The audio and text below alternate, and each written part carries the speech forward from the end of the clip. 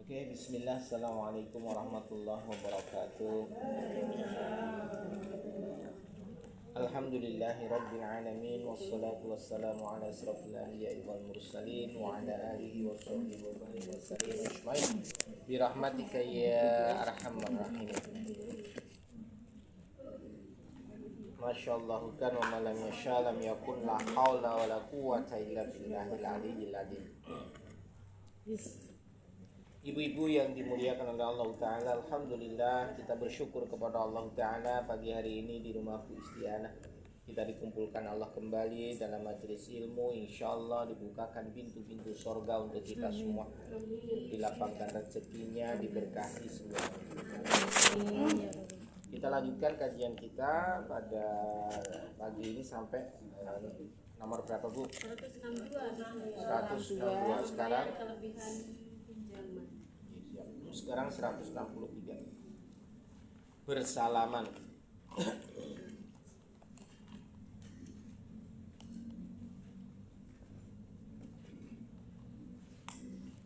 Secara umum salaman berarti berjabat tangan,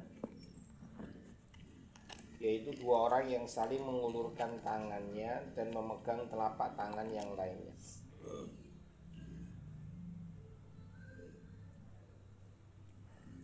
Dalam bahasa Arab bersalaman disebut dengan musafahah. Makanya biasanya alal bialal, Bapak Ibu, mari setelah ini kita saling bermusafahah. Musafahah itu bersalam, salaman. Musafahah. Musafahah.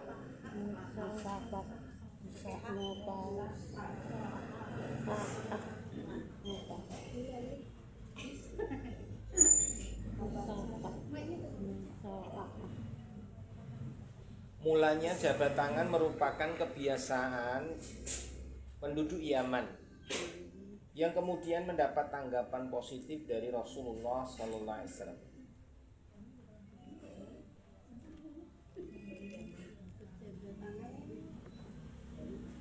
Dari Anas bin Malik radhiyallahu anhu, ia berkata,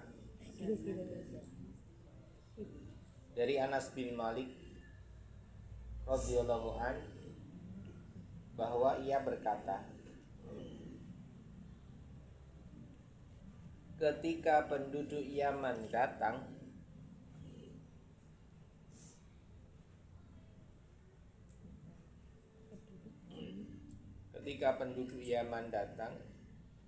Rasulullah SAW bersabda,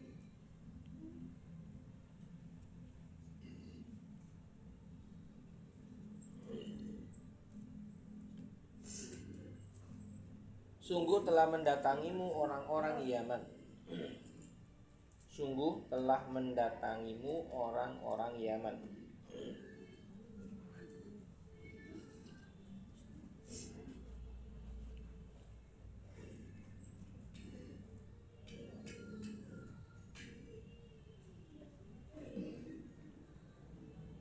Sungguh telah mendatangimu orang-orang Yaman. Merekalah yang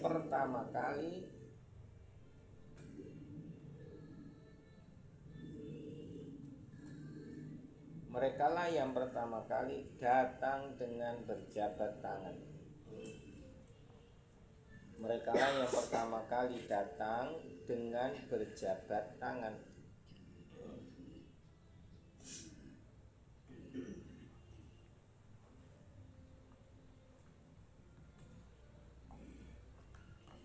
Hadis riwayat Abu Daud.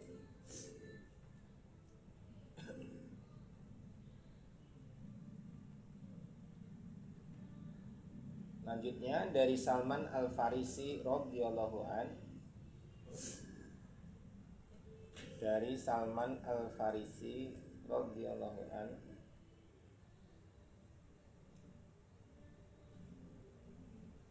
bahwa Rasulullah SAW bersabda,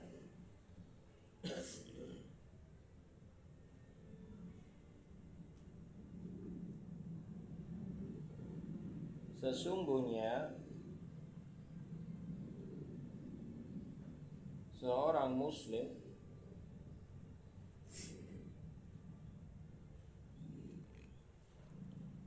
apabila bertemu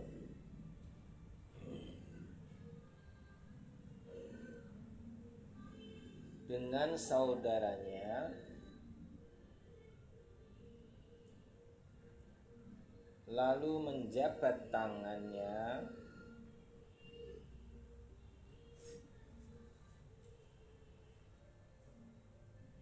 maka dosa-dosa keduanya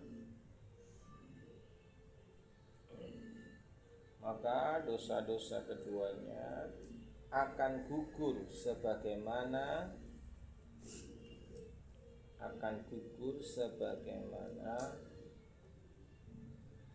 rontoknya dedaunan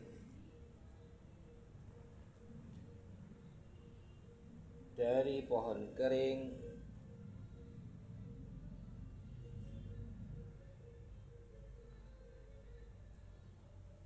pada hari bertiupnya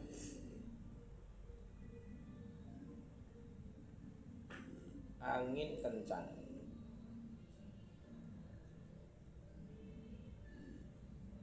Dan akan diampuni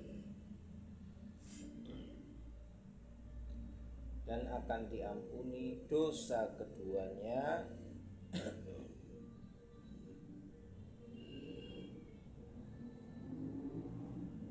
walaupun dosa keduanya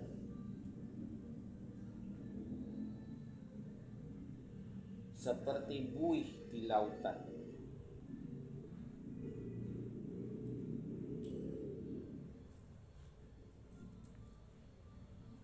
Hadis riwayat Tabrani.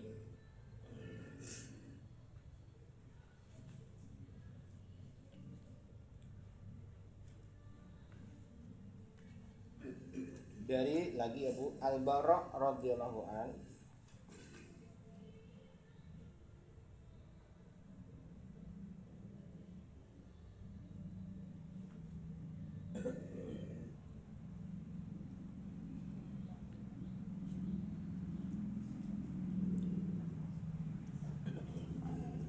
dari Bara radhiyallahu an, Rasulullah SAW bersabda,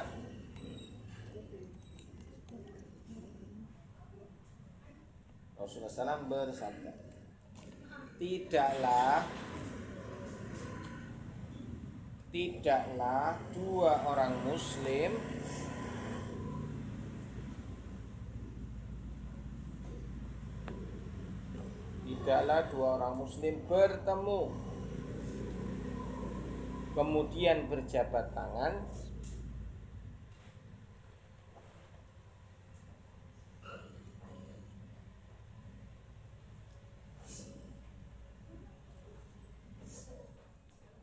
dua orang muslim bertemu kemudian berjabat tangan kecuali akan diampuni dosa keduanya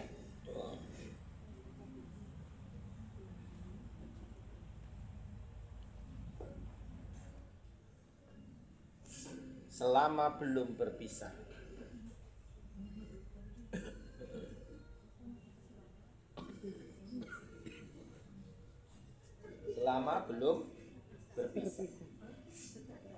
Hadis riwayat Abu Dawud.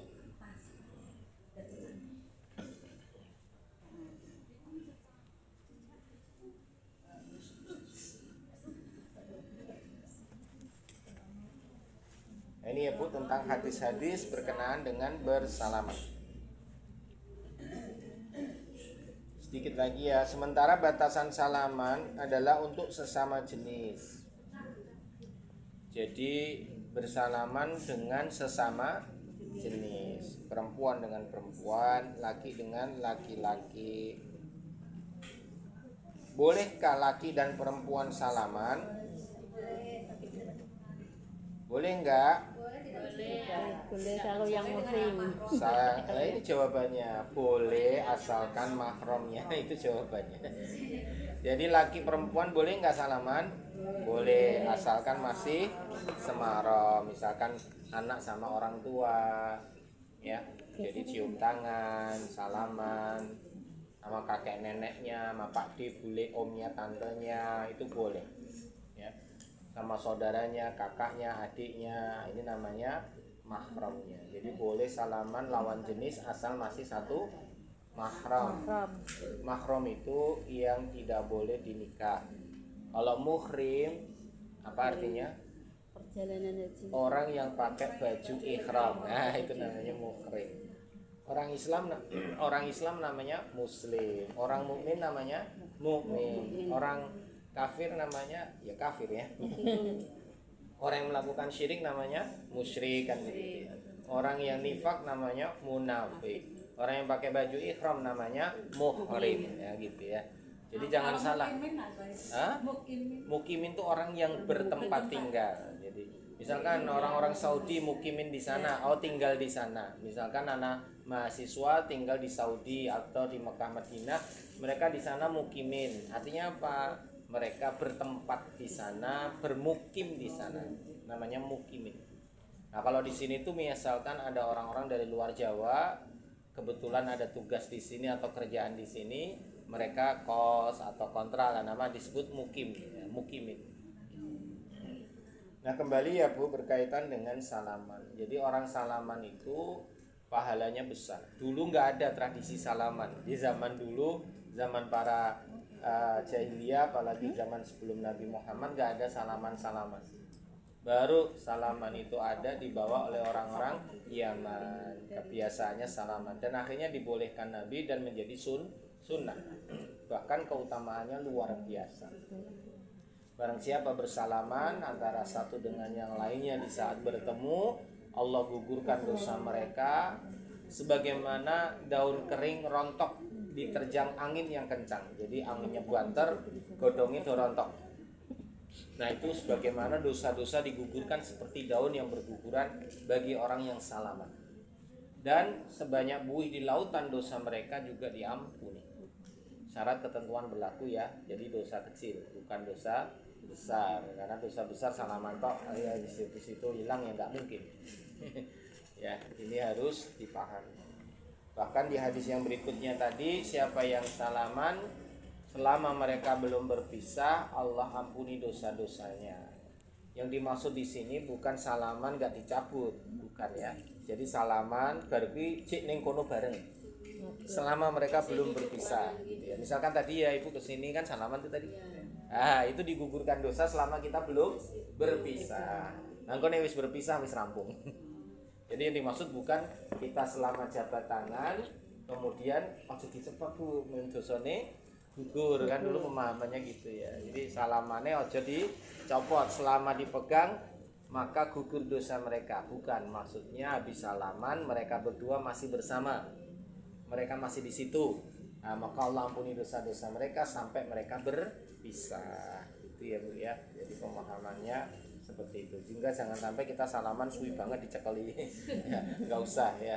Alasannya nopo? Men dosane hilang. Enggak usah ya, salaman sudah, habis itu kita ngobrol dan sebagainya. Nah, yang terbaik dalam salaman itu Bu, pegang tangannya, yang satunya megang. Jadi bukan tangan satu saja tapi dua tangan. Jadi kalau ketemu praktek ya praktek. Nah gitu. Nah gitu.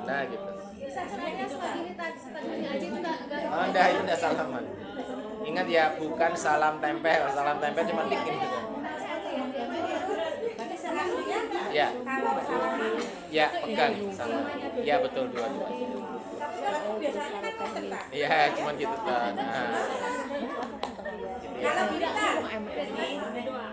Nah, itu lebih bagus lagi. Itu lebih bagus lagi. Sambil berpelukan. Jadi kalau kita salaman, di mana misalkan ya Bu, kita salamannya tadi masuk di majelis, mungkin kita tidak sempat atau tidak memungkinkan untuk megang semua, karena kan banyak. Ya kadang-kadang kita salaman geser. Tapi kalau kita ketemu dengan orang per orang, hanya berdua atau enggak dalam majelis, ya maka yang sunnah dipegang terus di dua-duanya dipegang. Dan itu sunnahnya begitu, ya sunnahnya begitu. Jadi bukan salaman tok. Kalau ketemu berdua aja ya, jangan ketemu ning Alfamart, lu kok di assalamualaikum waalaikumsalam. Nah, itu cekel sama pegang. Tapi kalau kita di majelis ya nggak usah dipegangi satu-satu, ya cukup salaman bentar ya, itu udah sesuai.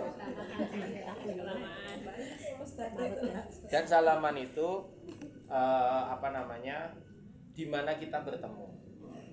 Berpisah kita salaman lagi ndak? Boleh ya, boleh tidak. Sunnahnya adalah saat bertemu saja. Jadi saat bertemu kita salaman. Kalau enggak, kalau pergi salaman pun ya enggak apa-apa. Ya kayak nggak pamitan ya, pamitan Bu, assalamualaikum, misalnya pamit dulu ya, salam kabeh pamit, boleh. Nah halal bihalal yang biasanya ada di tradisi Indonesia, salam-salaman terjadi. Hanya saja kadang orang yang tidak memahami syariat atau sunnah atau udah tahu tapi melanggar karena merasa pekewo, akhirnya salamannya laki perempuan terjadi. Saya kemarin ngisi halal bihalal di RRI, para pensiunan, udah sepuh-sepuh itu. Nah kepala RRI-nya itu setelah salaman, kan sebelah saya, namanya juga kepala RRI ya, ibu-ibu itu mau pensiun beliau ini, kepalanya RRI Jawa Tengah ya. Nah karena saya terus kemudian beliau ini ibu kepala, terus lanjut dia salaman selesai. Beliau nanya, Pak Ustadz mau nanya, kenapa sih kok laki-laki nggak boleh salaman sama perempuan? Langsung nanya. Ya jawabannya simpel saja, ya karena Rasulullah tidak mengajarkan begitu. Rasulullah tidak pernah menyalami perempuan. Kalaupun Rasulullah dibaiat, itu Rasulullah hanya dengan memberi isyarat aja, tidak memegang dan tidak dipegang. Jadi tidak dipegang dan tidak memegang, itu Rasulullah. Dan itu diikuti oleh para sahabat yang lainnya, sehingga tidak ada namanya baiat itu salaman laki perempuan, apalagi lebih dari itu. Padahal baiat itu sesuatu yang harus mengulurkan tangan. Mengulurkan tangan itu berarti harus dipegang. Nah itu namanya baiat, bukan sekedar salaman. Maka dalam urusan baiat di dalam Islam, perempuan wajib juga mengulurkan tangan. Tapi Rasulullah tidak pegang, artinya hanya memberi isyarat saja. Nah ini untuk baiatnya perempuan. Sehingga pada saat halal bihalal ibunya nanya, ya saya bilang aja langsung, Rasulullah nggak pernah mencontohkan, selesai. Mau didebat ya gimana, mau didebat lah, silakan aja. Nah kalau kita mau pakai dalil ya tergantung yang nanya. Kalau orangnya Islam dan mau dinasehati atau diberitahu, ada hadisnya, lebih baik ditusuk dengan jarum yang panas atau ditusuk dengan besi yang panjang ya, dari kepala sampai kemaluan, daripada menyentuh yang bukan mahramnya ya, menyentuh laki perempuan yang bukan mahramnya. Artinya hadis itu sebetulnya menunjukkan betapa mengkhawatirkannya Rasulullah, sampai diilustrasikan lebih baik kita ditusuk dengan besi yang panas daripada menyentuh yang bukan mahramnya. Bagaimana kalau nggak sengaja Pak Ustadz? Orang nggak masalah, orang sengaja. Misalkan kita lagi tawaf, jelas ya namanya perempuan kan nggak boleh pakai cadar, nggak boleh pakai sarung tangan yang telapanya harus terbuka. Nah kan habis itu mungkin senggolan, ya nggak apa-apa, namanya juga tidak sengaja dan darurat. Apa mana neng mall, apa neng pasar, ya desek-desekan. Nasi kembalian nggak sengaja nyentuh, itu nggak dosa. Karena tidak disengaja, terjadinya juga cepat dan refleks. Kecuali ada kesengajaan. Kesengajaan itu kayak acara halal bihalal gitu, itu tidak boleh. Pakai sarung tangan Pak Ustaz. Pakai sarung tangan tetap nggak boleh. Tetap nggak boleh. Misalkan, nyuwun sewu ya, ibu pakai sarung tangan, bu salaman sama saya, itu tetap nggak boleh. Ya itu tadi Rasulullah aja membaiat perempuan tidak, meskipun tidak ada dalam hadis atau sejarah wanita itu membaiat Rasulullah mengulurkan tangan dan disalami oleh Rasulullah dengan misalkan dia pakai penghalang gitu, nggak ada. Ya ada aja. Ini ya tadi orang yang mungkin yang kurang tahu, kita nggak mau salaman kalau bukan makhluk. Tidak itu kan sombong orang yang ini. Mau kok salaman kalau belum itu loh tadi. Kan ada orang sing ada. Betul Bu.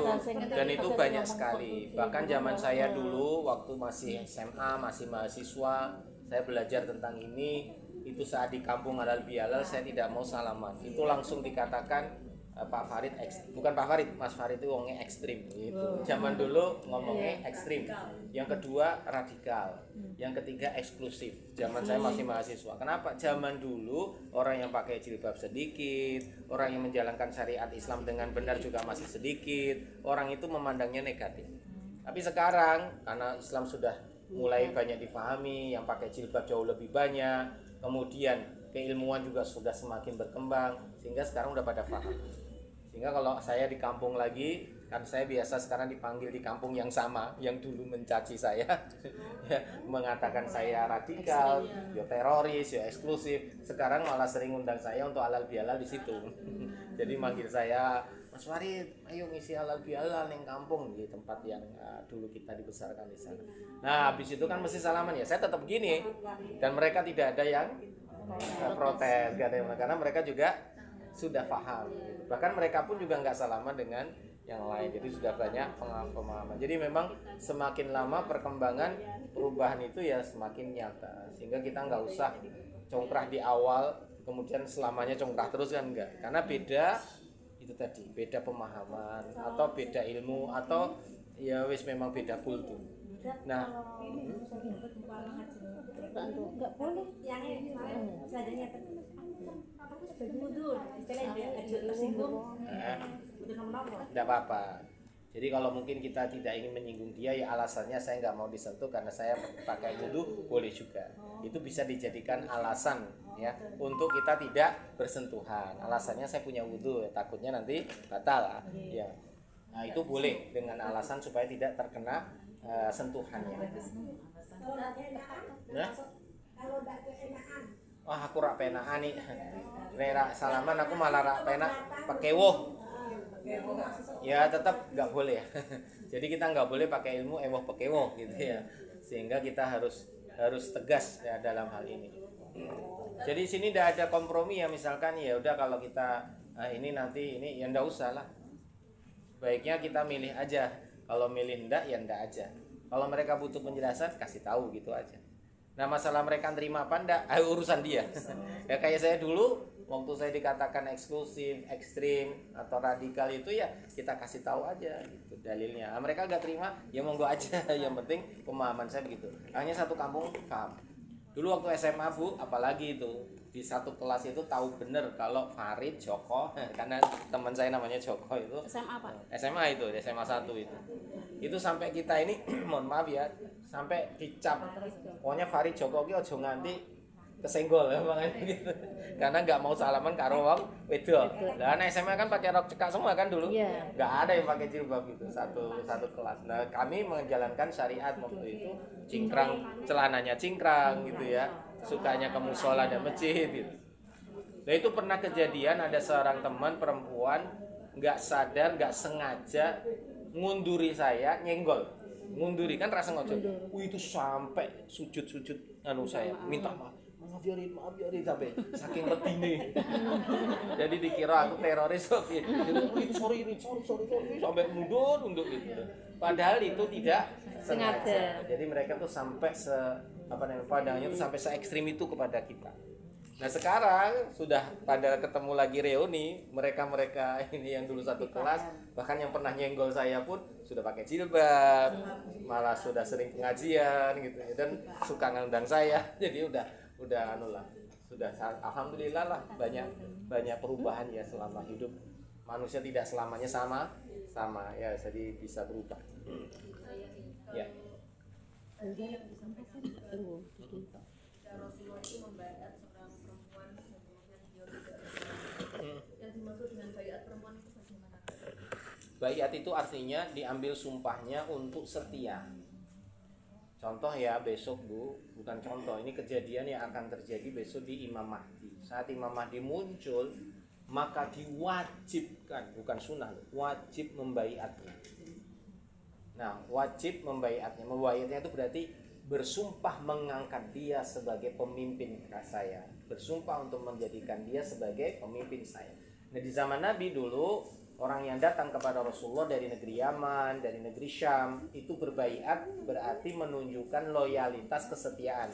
Aku mengangkatmu wahai Muhammad sebagai pemimpinku. Ya, itu namanya baiat sebagai pemimpin mereka, sebagai nabi mereka, sebagai rasul mereka.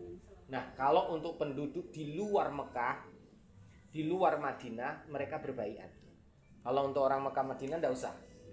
Karena apa? Sudah otomatis bersama Nabi. Nah yang jauh-jauh ini berbaiat. Berbaiat itu berarti dia menyatakan loyalitas. Nah, di zaman Nabi yang laki-laki mengulurkan tangan, yang perempuan tidak. Terus untuk besok Imam Mahdi pun sama. Ya, bagi kita yang sudah mendengar Imam Mahdi muncul wajib berbaiat kepadanya. Berbaiat kepadanya itu berarti yang mendatanginya. Dan kata Nabi SAW, kelak pada saat Imam Mahdi diutus atau dimunculkan oleh Allah Ta'ala, kalian akan berbaiat kepadanya meskipun merangkak di atas salju. Jadi mendatanginya meskipun dengan merangkak di atas salju. Jadi direwangi keroyo-royo sampai mungkin di atas salju itu merangkak untuk bisa menemui Imam Mahdi dan berbaiat. Nah, ini hadis ini sahih dan menunjukkan bahwa ciri Imam Mahdi muncul di Jazirah Arab atau di Mekah saat sana turun salju. Artinya di Jazirah Arab kalau sudah turun salju berarti tanda kedatangannya sudah dekat. Nah, sekarang Arab Saudi, Timur Tengah kan sudah sering turun salju, berarti memang tanda-tandanya sudah dekat. Terus yang kedua, lah kita yang jauh bagaimana? Indonesia, kan gak mungkin kita ke sana semua. Maka diwakili oleh pemimpin kaumnya. Nih kalau kita sekarang anggapnya ya presiden lah misalkan begitu. Nah, maka presiden yang ke sana dan berbaiat kepada Imam Mahdi, menyampaikan bahwa seluruh rakyat Indonesia mengangkat Anda sebagai pemimpin kami. Itu namanya berbaiat. Jadi diwakili. Ya, misalkan kita semua sekarang di sini ya ada Imam Mahdi di Simpang 5, ya wis iku rasa mangkat kabeh. Wis tak wakili wae kan begitu ya. Kami dari kelompok Raudhatul Jannah pengajian berbaiat kepada Anda nah gitu. Itu namanya diwakilkan. Nah, besok terjadi seperti itu baiat namanya. Nah, baiat itu berarti mengambil sumpah kesetiaan. Itu namanya baiat.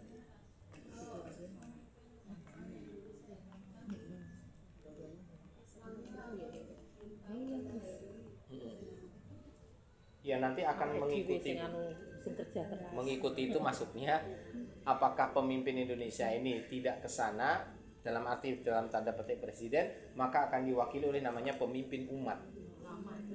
Ulama namanya. Contoh ya misalkan ulama sekarang yang diangkat misalkan oleh kaum muslimin. Oh ada dua versi misalkan versinya NU ya wis ketua PBNU. Oh versinya Muhammadiyah ya ketua organisasi Muhammadiyah itu mewakili mereka ormasnya. Ya kayak tadi saya sebut Raudhatul Jannah ya wis toh ketuanya sapa Bu Arini wah mangkat Bu mewakili. Nah itu seperti itu. Jadi kalau presidennya tidak maka pemimpin umatnya. Seperti itu. Jadi tidak ada masalah. Karena ada lagi mohon maaf presidennya ternyata non muslim misalkan ya maka tidak berlaku. Harus muslim ya. Makanya yang mangkat atau yang mewakili adalah pemimpin kaumnya. Kecuali memang presidennya mewakili umat seluruhnya. Gitu. Ada lagi? Iya.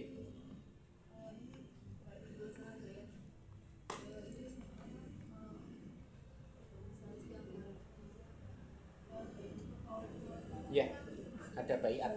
Betul. Betul. Yeah. Jadi baiat itu secara mutlak adalah kesetiaan kepada pemimpin. Artinya kepada pemimpin siapa? Ya khalifah, ya pemimpin pemimpin umat. Misalkan kalau di Indonesia itu namanya presiden, di Jawa Tengah namanya gubernur, itu menunjukkan kesetiaannya, kepemimpinan atau baiat. Nah, contoh dari orang-orang kafir, mereka kemudian masuk Islam, menyatakan keislamannya dan berbaiat. Itu namanya orang yang tunduk kepada kepemimpinannya. Nah, untuk misalkan sekarang ada terjadi torekot-torekot atau jangankan torekot ya. Saya pernah mengikuti namanya LDII. Saya pernah ikut juga, itu wajib namanya baiat. Jadi kalau sudah level sekian ngajinya, maka harus berbaiat kepada ketuanya. Itu untuk menunjukkan apa? Kesetiaan kepada organisasi tersebut, taat kepada pemimpinnya. Ini pemimpin ini perintah kon urunan ya urunan kabeh. Kon salat ya salat kabeh. Ya kon sedekah kabeh. Itu namanya loyalitas. Saya pernah kejadian dulu waktu SMA, teman-teman pada ikut LDII, akhirnya bubar semua gara-gara disuruh baiat. Baiatnya di Kediri, Bu, karena ketuanya LDII kan pemimpin besarnya di sana. Nah, kita semua udah terpecah. Jadi ada yang berangkat, ada yang tidak. Nah, saya termasuk yang mempelopori tidak usah berangkat. Padahal kita udah ngaji lama, levelnya udah sekian gitu ya. Kitab-kitab udah kita bahas semua. Nah, ternyata karena kita sudah dianggap layak, disuruh untuk berangkat baiat. Ini tuh di Kediri Bu tempatnya. Nah tapi setelah itu banyak timbul persoalan, kok diri tidak kudu baiat piye? Karena konsekuensinya kalau kita baiat keluar dari LDI maka dikatakan murtad, bukan kafir, murtad. Jadi kalau keluar dari LDI setelah disumpah maka keluar disebut murtad. Kalau sudah baiat maka besok nikahnya harus sama dengan orang yang di LDI, tidak boleh nikah dengan yang lain. Itu syaratnya gitu. Jadi kalau keluar murtad, keluarnya bukan keluar dari Islam ya, keluar dari LDI maka disebut murtad. Itu murtad menurut organisasi. Betul sekali, betul. Kita tetap Islam kan enggak kan? Betul sekali. Murtad menurut mereka. Ya. Yang kedua, nikahnya wajib sesama LDI. Yang ketiga, maka orang di luar LDI ya segampangannya ya tidak punya coupling di surga. Waktu itu begitu. Hanya kita kan marah, waduh, berarti ibuku ning neraka, bapakku ning neraka, mbakku ning neraka, sedulurku ning neraka. Lah napa? Lah mereka enggak ikut LDI kok. Yang ikut saya tok. Gampangannya surga hanya untuk kaplingan mereka, yang lainnya belum layak untuk ke surga. Tidak ngomong di neraka, cuman mereka enggak atau belum layak. Jadi baiat itu kayak menentukan kowe wis entuk kapling ning surga gitu. Tenan itu, Bu. Nah, akhirnya kan kita mencerna, lho kok iso ngono, wah gawat kan gitu. Akhirnya kita diskusi sama teman-teman, ini udah enggak bener ini gitu. Kalau ngajinya sebelumnya bener semua karena ngajinya ngaji hadis, ngaji kitab sholat, kitab tohara, kitab jihad, itu semua oke lah. Tapi untuk khusus imamah itu masalah loyalitas kepemimpinan, nah kami nggak setuju. Apalagi ngomong di luar golongannya berarti ya nggak bener lah Islamnya. Ini udah nggak, kampanye ya Islam hanya yang benar mereka saja. Akhirnya kita keluar nggak ikut baiat. Kalau sudah di baiat itu, tapi kita enggak ikut organisasinya itu ya karena mungkin jauh atau gimana, itu enggak apa-apa kan ya Ustaz? Ya enggak apa-apa. Enggak apa-apa Enggak ya. apa-apa. Itu kan tadi bilang murtad menurut ajarannya ya. Betul Ustaz. sekali. Tapi kalau kita sendiri yang penting kita tetap ada jalurnya Allah gitu kan. Nggak apa-apa masalah, ya, Ustaz? nggak masalah. Teman-teman kami yang akhirnya baiat pun, akhirnya mereka pun taubat. Karena kan terpecah jadi dua golongan. Sebagian nggak ikut, ya termasuk kita. Sebagian akhirnya berangkat. Nah setelah berangkat, sepanjang perjalanan hidup akhirnya melihat kejanggalan-kejanggalan. Kan mereka udah masuk lebih dalam nih. Loh kok aneh gitu. Banyak keanehan, akhirnya mereka keluar dengan sendirinya. Artinya udah nggak mau ngaji lagi. Ya udah dianggap mereka apa? Murtad. Tapi bagi mereka karena sudah ngerti, mereka tetap fine saja ya. Mereka tetap muslim, tetap mukmin meskipun dicap apa tadi? Murtad. Yang ngecap kan cuma mereka aja. Makanya ini nggak masalah. Dan memang sekarang itu banyak organisasi yang pentingnya untuk membayar pengikutnya. Iya betul. Kemudian ketika kita tidak bisa melaksanakan sesuai dengan baiat itu, kemudian apakah ada kafaratnya? Nggak ada, Bu. Nggak ada. Jadi nggak ada kafaratnya. Jadi misalkan kita membatalkan baiat, kita harus puasa, kita harus memberi makan fakir miskin, nggak ada. Jadi tidak ada kafarat. Artinya kalau kamu sudah tidak loyal lagi, nggak tunggu lagi, sudah otomatis bukan golongannya lagi. Bahasa gampangnya ya baiatnya batal dengan sendirinya. Ya kayak teman kita tadi yang udah baiat di LDI, kemudian sepanjang hidup kemudian dapat hidayah, gampangnya begitu ya. Ya udah, nggak usah ngaji lagi. Gitu. Dan dia nggak perlu harus menebus dengan apa nggak ada. Jadi tebusan kafarat itu hanya untuk sesuatu yang memang jelas ya. Misalkan melanggar puasa di siang hari, nah itu kafaratnya jelas ya. Atau dia punya nazar tidak dikerjakan, nah itu kafaratnya jelas. Maka tidak ada kafarat untuk orang yang membatalkan baiat. Nah ini Bu, nah. Apa? Tidak. Enggak. Artinya apakah kita harus mengikuti satu organisasi? Apakah kita harus mengikuti satu aliran tertentu? Apakah kita harus mengikuti sebuah torekot tertentu? Jawabannya tidak. Dan saya tegaskan, saya termasuk orang yang tidak ikut mana-mana. Jadi kalau ada yang tanya, Pak Ustadz di Muhammadiyah, saya tidak Muhammadiyah. Oh saya aja juga tidak punya kartunya. Apakah Pak Ustadz NU? Saya juga bukan NU. Wong saya juga tidak ikut organisasi itu, tidak pengurusnya juga, nggak ikut kegiatan organisasinya. Apakah Pak Ustadz LDI? Saya juga enggak. Apakah Pak Ustadz Al Irsyad? Saya juga enggak. Apa Pak Ustadz Salafi? Enggak juga, saya juga enggak. Saya netral. Nah, Ustaz aktif di PKS ya? ya dulu saya PKS. Dulu saya tarbiyah. Saya sekarang udah nggak PKS lagi. Saya udah nggak tarbiyah lagi. Karena sudah beda cara berpikirnya. Nah, pada waktu itu loyalitasnya diuji saat waktu PKS. Nah, karena tidak sesuai dengan hati nurani, saya keluar. Jadi saya berhenti. Habis itu saya dikeluarkan. Tidak hanya keluar, dikeluarkan. Ada suratnya resmi. Jadi, pengalaman. Saya caleg di PKS itu 2 kali atau 3 kali gagal. Ya alhamdulillah gagal lah. Karena saya mengikuti jejak guru saya.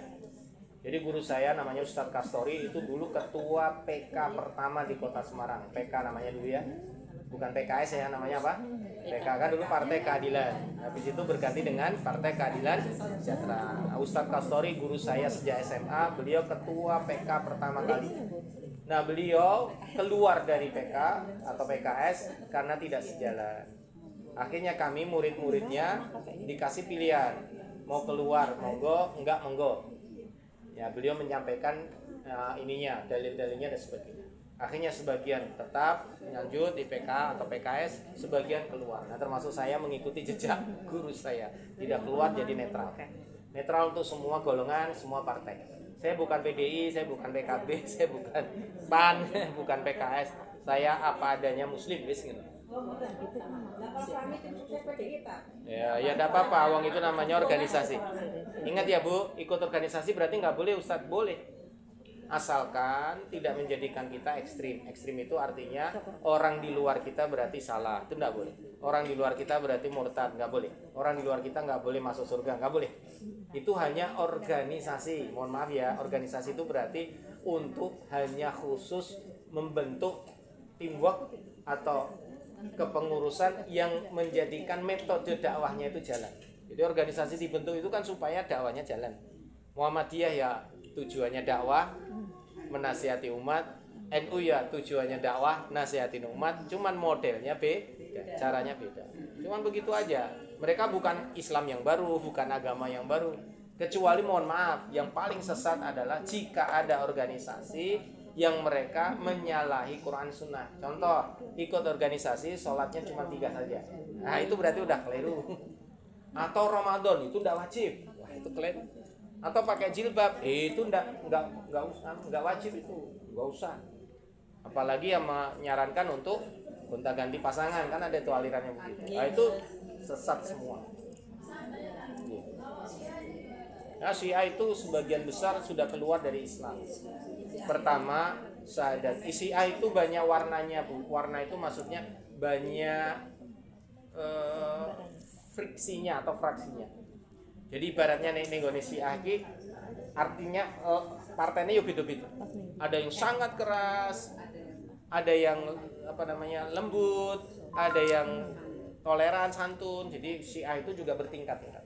Syiah paling keras, Syiah yang paling keras namanya Rafidah. Rafidah itu sampai menghalalkan darah kaum muslimin. Pokoknya kalau dia pateni lah. Itu sudah sesat. Syiah yang masih seperti kita juga banyak Bu. Ya sholatnya masih 5 waktu, menghadapnya masih kiblat, umrohnya masih di Mekah. Nah itu masih saudara kita. Jadi Syiah itu nggak bisa digebyah-uyah semua sama. Karena Syiah itu namanya fraksinya tuh macam-macam. Ibarat Yahudi itu juga macam-macam. Contoh Bu, Israel itu apakah Yahudi? Jawabannya iya. Apakah semua Yahudi? Tidak. Israel itu yang sekarang mendirikan negaranya namanya hanya khusus fraksi namanya Zionis. Yahudi yang lain enggak, Yahudi aja sendiri enggak setuju dengan Zionis banyak. Jadi bukan Israel itu mesti Yahudi, tidak. Ya. Jadi orang Israel, negara Israel itu dibentuk oleh sebagian orang-orang Yahudi yang ekstrim namanya Zionis. Yang mencaplok negara Palestina, yang menghalalkan darah kaum muslimin. Yahudi yang ortodok namanya, Yahudi yang beneran kayak zaman Nabi Musa. Mereka nggak mau Bu, ikut-ikut begitu. Jadi Yahudi sendiri pun banyak warnanya. Termasuk ibarat yang Kristen ki ono Protestan, ono Kristen Katolik, ono Kristen Jawa, macam-macam Bu. Alirannya itu kan aliran kan Ustaz? Nama Bu, aliran. Jadi kayak bukan agama. Syiah itu termasuk aliran. Nah alirannya ini masih punya aliran-aliran. Contoh Bu, misalkan torekot pun macam-macam. Ada torekot Naksabandiyah, ada torekot apa macam-macam. Sama itu, jadi torekot ini kan juga muslim ya, kayak Syiah gitu ya. Tapi masing-masing Syiah ya atau torekot juga masing-masing punya alirannya gitu ya. Bisa dipahami ya. Jadi torekot ya banyak jalannya, Syiah juga banyak jalannya. Ono sing jalane lempeng, ono sing bengkok gitu. Torekot pun juga begitu, ada yang lempeng, ada yang bengkok. Makanya hati-hati ngikuti. Yang paling nyaman ya ikut guru yang ya sunnah lah. Sunnah itu artinya yang sudah sesuai Nabi lah, dan gampang dicerna. Gampang dicerna itu masuk akal gitu loh. Nah itu yang repot itu kalau udah guru nggak masuk akal, nah, ini repot. Contoh, mohon maaf nih, gurunya memberi perintah nih torekot biasanya, Mas, bojomu diceraikan berak wis. Oh siap guru. Ya itu enggak boleh. Ya berarti loyalitasnya kepada guru lebih tinggi daripada kesetiaan kepada istri ya. Gurunya ngomong ceraikan wae. Nek iso kok bar kuwi bojomu tak pek aku. Nggih guru siap, guru siap. Nah itu enggak boleh, enggak masuk akal itu. Iya. Katanya Islam itu kan bagi dalam golongan ya. Itu yang paling jalannya para nabi dan maksudnya gimana? Ustaz, kalau seumpama itu katanya ada yang kayak salafiyah itu ya. Itu harus metodenya sesuai dengan para tabiin dan tabiin itu. Kan gencar-gencarnya dia itu dakwahnya itu padahal dakwahnya itu niatnya benar tapi keras itu Ustaz. Namanya caranya. Caranya itu gimana? Makasih.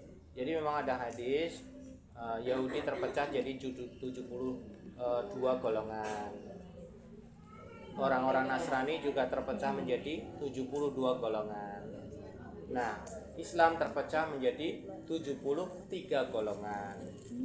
Yang 72 sesat, yang satunya selamat.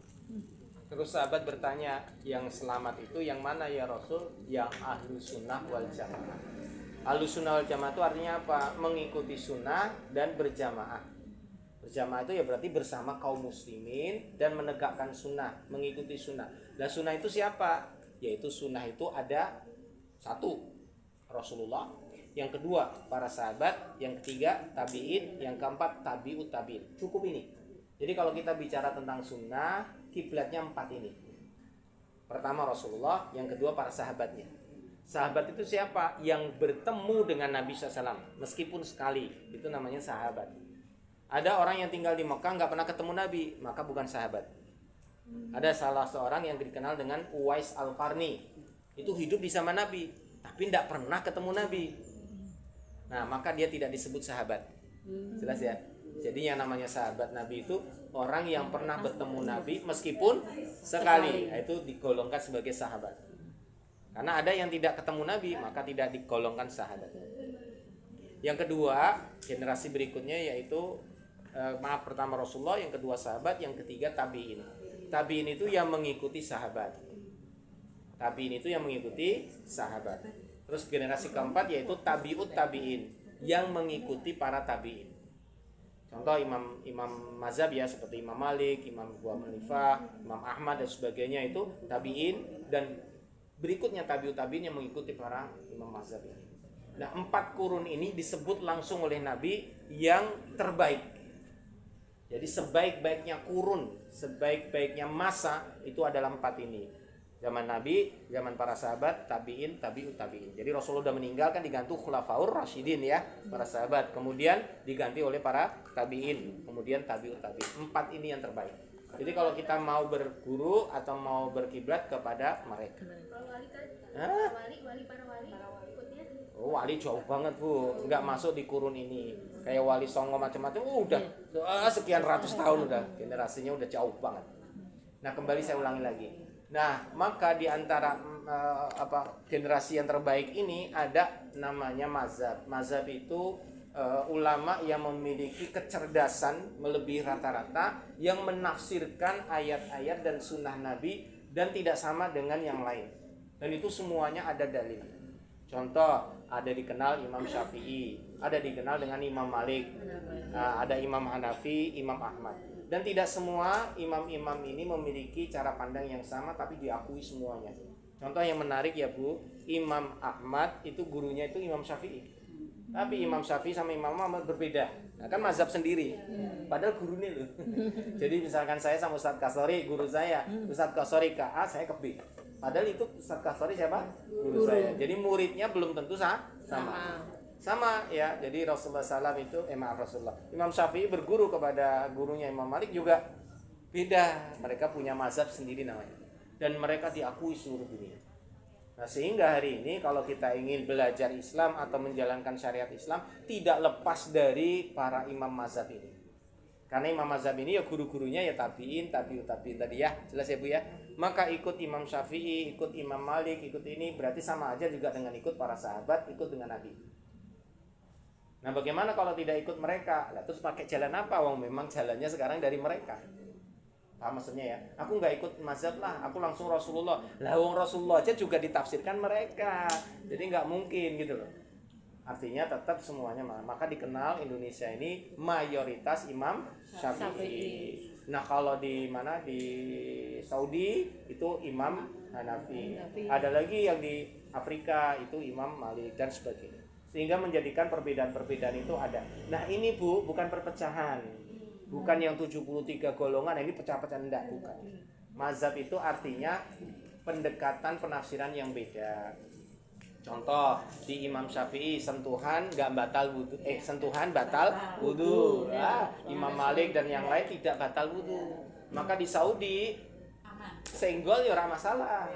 Tapi neneng Indonesia senggol ya masalah. Maka kalau kita itu umroh di Saudi sampai ada yang ngomong kita sekarang di Saudi nih pakai mazhab sini aja kan gitu ya. Itu boleh kan Ustaz? Hah? Kita di Arab Saudi pakai itu mazhabnya ganti sama Malik. Iya boleh. Boleh kan? Boleh Ya? banget. Gimana Karena orang yang ikut mazhab ini tidak harus itu terus nggak boleh. Kita bisa ganti mana saja. Contoh paling gampang ya, Imam Syafi'i ini ya pernah sholat di gurunya Imam Malik. Nah Imam Malik itu nggak pakai kunut. Lah beliau itu saat ziarah ya, beliau itu pada saat sholat nggak pakai kunut. Loh, kok jenengan nggak pakai kunut? Kan jenengan kunut. Karena saya sholat di depannya makam Imam Malik. Jadi apa? Dia tidak pakai kunut. Sehingga apa? Menghargai. Berarti kan sama aja dia ganti apa? Ganti mazhab gitu. Gak masalah. Kenapa? Ada dalilnya semua. Misalkan di sana di Saudi kan nggak ada kunut Ibu. Kan nggak mungkin mengatakan ra bener sholat subuh, aku tak sholat dewe rasa orang go kunut ya ndak bisa. Karena di sana memang pakainya ndak pakai kunut. Indonesia pakainya mayoritas kunut. Dan masih ingat ya Bu, Syekh Sudes, tahu Syekh Sudes ya? Pemimpin Masjidil Haram ya, yang biasa ngimami itu pernah ke Indonesia. Ngimami subuh pakai kunut. Imam Sudes. Nah, padahal di sana nggak pernah kunut kan? Nah, saat kunjungan ke Indonesia, pas beliau mimpin sholat subuh pakai kunut dan itu direkam di video. Ini menunjukkan toleransi. Berarti apakah dia dosa? Ya enggak, wong itu namanya metode ya, belajar itu banyak. Termasuk teman-teman Salafi, itu termasuk metode belajarnya. Nah, dianggap keras karena terlalu ekstrim, karena banyak sekali yang mereka ini menyampaikannya dengan dalil-dalil yang kuat-kuat. Sehingga toleransinya sedikit. Dan mereka kadang-kadang kiblatnya langsung Timur Tengah, tidak melihat tempat di mana dia tinggal. Misalkan ya, Salafi mengatakan yang namanya kunut itu bid'ah. Pokoknya nera kunut ya sah. Nek kunut berarti kowe gampangannya bid'ah itu ya sesat begitu. Nah, itu nggak boleh. Karena apa? Kunut ada dalilnya, ndak kunut juga ada dalilnya. Jadi boleh semua gitu. Nah, Salafi yang moderat kayak saya paling seneng Ustadz Firanda misalkan, itu paham, nggak masalah. Anda kunut atau enggak masalah. Itu saya seneng. Dia Salafi tapi moderat. Bukan moderat dalam arti ini memahami kondisinya itu. Kan ada Salafi yang saya ekstrim. Ya kayak Torekot tadi loh Bu, ada Torekot yang ekstrim, ada. Termasuk mohon maaf di Salafi sendiri ada yang pro Zionis juga ada, yang pro Ahlus Sunnah ya ada gitu. Jadi memang macam-macam. Jadi warnanya beda-beda. Makanya ngaji di Salafi pun juga tergantung alirannya kemana. Karena Salafi juga banyak ragamnya. Termasuk ya tadi juga NU juga ragamnya banyak, apalagi ikut Banser beda lagi. Nah itu gak masalah itu kalau Banser yang namanya, mohon maaf ya, yang namanya jaga artis, jaga ini sport wear, jaga kiai gitu. Wah ini ra bener. Padahal ketika kita berdakwah lewat lingkungan itu kita harus bisa melihat kondisi lingkungan tersebut. Betul sekali. Dan Mana mereka mudah betul sekali. disampaikan. Betul sekali. Nah ini kembali ke para wali Bu, ada wali songo tadi, itu mereka berdakwah sesuai dengan lingkungan yang didatangi. Bapakku NU, Mbak Ibu. Jadi lagu ini ngono ya Bu ya.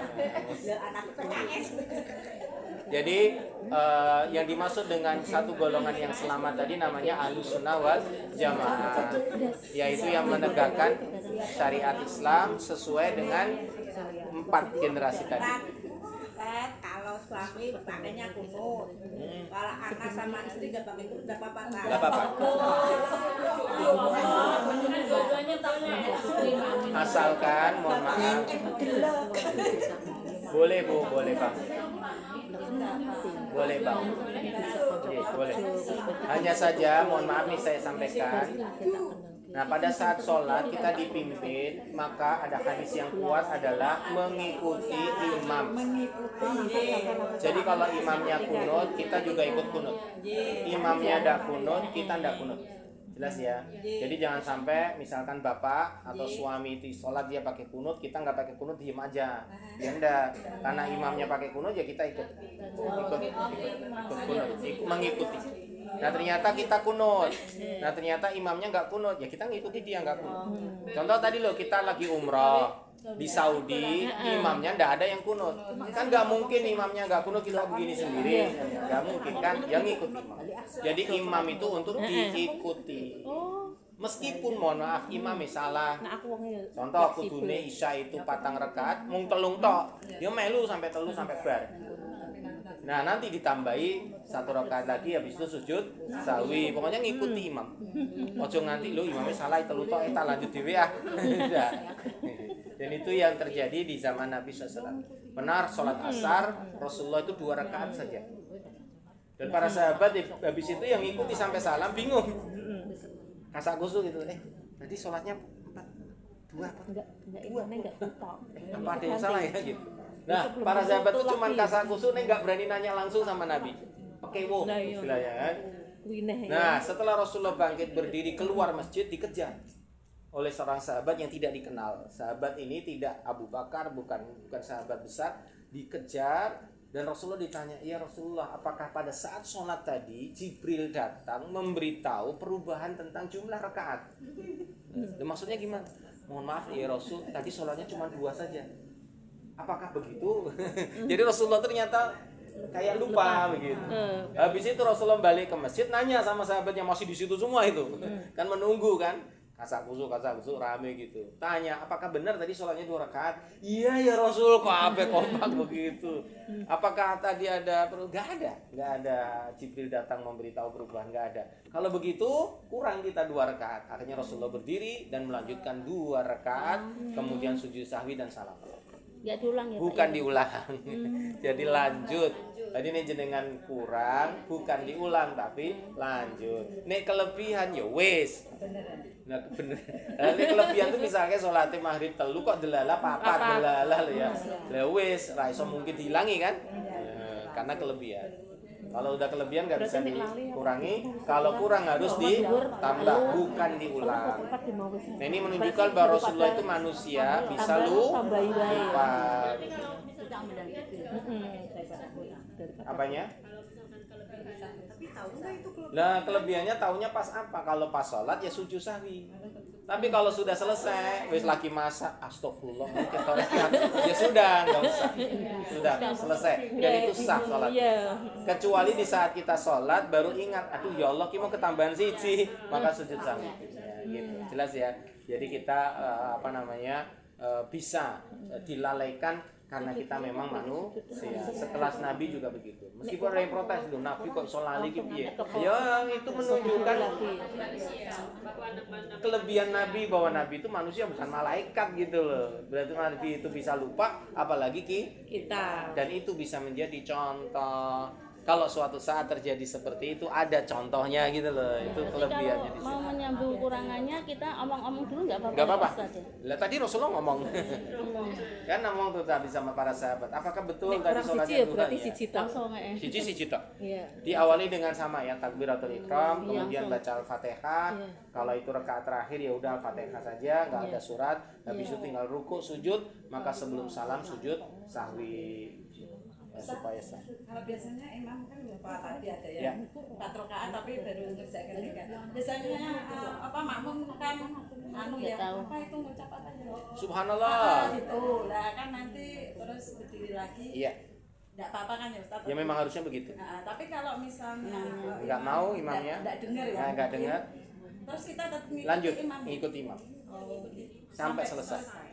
Nanti setelah selesai baru diingatkan, Pak Nyun Sewu tadi kurang 1 rakaat. Nah, imam yang cerdas dan pintar dia berdiri lagi, yang lain ngikut. Tadi ibu tadi gunung. Harusnya begitu. Ya. Akhirnya aku mau negeri ini Makmumah sama-sama lagi.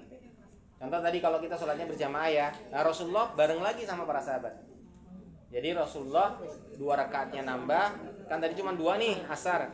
Nah ditambah jadi 2, sahabat ngikuti. Jadi bukan sholat sendiri-sendiri gitu ya. Kecuali mohon maaf, kita udah sholat ngikuti imamnya pergi, nggak balik lagi, bubar TV Bu. Nah maka kita nambah sendiri.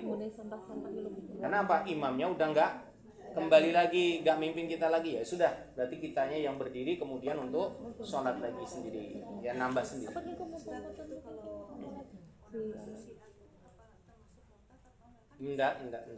Enggak. Itu kan termasuk aliran tadi saya bilang. Syariatnya tuh ada yang beda-beda gitu. Iya betul. Bukan syariat yang berbeda, aliran. Aliran itu sebetulnya metode dakwah. Ada yang keras, ada yang lembut, ada yang ekstrim, ada yang ini. Itu hanya metode saja. Kalau sholat tuh saya lihat ada yang suka pakai batu. Iya, karena mengenang kematian Husain, ya cucu Rasulullah SAW di padang Karbala. Iya tadi ya. Itu Syiah. Hah? Kan menurut dia kan enggak. Menurut mereka nggak apa-apa, menurut kita ya apa-apa karena nggak ada sunnahnya, nggak ada caranya. Yang penting kiblatnya masih sama. Yang kedua, Qur'annya masih sama.